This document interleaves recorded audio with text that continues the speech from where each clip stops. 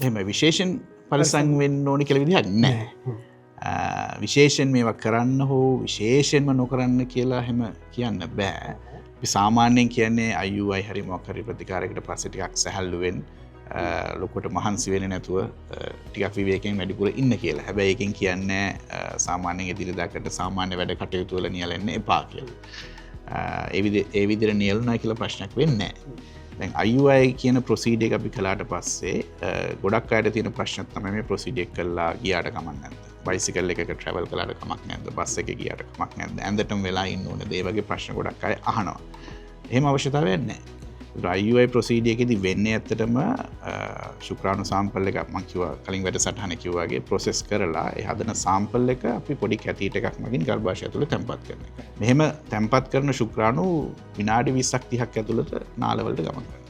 ඒ ශුක්‍රාණු ආපහු හැරිලා පල්ලෙහාට එන්නේ හෝ ගර්භාෂයෙන් එළියට යන්නේ නැහැ.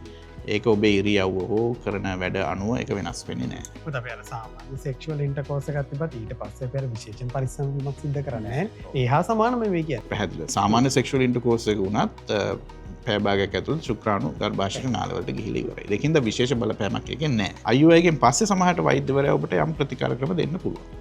එකක් තමයි ප්‍රොසීඩර් එකක් කළොත් එම අර විස බීජ සමහරවට යන්න පුළුවන් ඇතුළට ඒකෙන් ආරක්ෂා වෙන්න යම් ප්‍රතිජීවක දෙන්න පුළුවන්. සහ සමහරවට හෝමෝන සපෝට් එකක් දෙන්න පුළුවන්. මේකට කියනවා අපි ලූටියල් සපෝට් කියලා. ප්‍රොජෙස්ටරෝන් හෝමෝන් එක තමයි මේකෙදි දෙන්නේ. ඒකට හේතුව දැන් අපි IUI සාර්ථකද කියලා දැනගන්න සති දෙකක් විතර යනවනේ. සති දෙකකින් විතර තමයි පරීක්ෂා කරලා බලන්න වෙන්නේ. ඒ අතරතුර කාලයේ ප්‍රෙග්නන්සි එකක් આવොත් සපෝට් කරන්න තමයි හෝමෝන් දෙන්නේ. ඒ ප්‍රතිකාර ක්‍රමය ලබා ගන්න අත්‍යවශ්‍යත් නෑ ඒක. මොකද මේ හෝමෝන් එක ඇඟෙන් ඇතුළෙනුත් හැදෙනවා. නමුත් වැඩි හොඳට තමයි මේක පිටින් දෙන්නේ. ඒ අමතරව විශේෂයෙන් පරිස්සම් වෙන්න දෙයක් නෑ. නමුත් දැන් මෙහෙම දෙයක් තියෙනවා. දැන් අපි වටේ පිටේ ඉන්න අය මේවා කරන්න, මේවා කන්න එපා එහෙම කියනවනේ. අමාරු කොහොමද වටේ පිටේගෙන් බේරෙන්න අපි වගේ අවස්ථාවක්. විශේෂයෙන්ම අම්මලා එහෙම කියනවා මේවා මේ කෑම කන්න මේ කෑම කන්න එපා කියලා. ඒ වගේ කියනවා නම් ඒ විදිහට ඉන්න.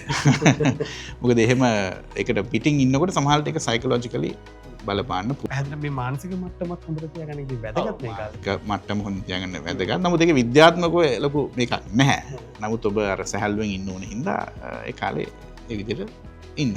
උපදෙසුත් පිළිපදින්න.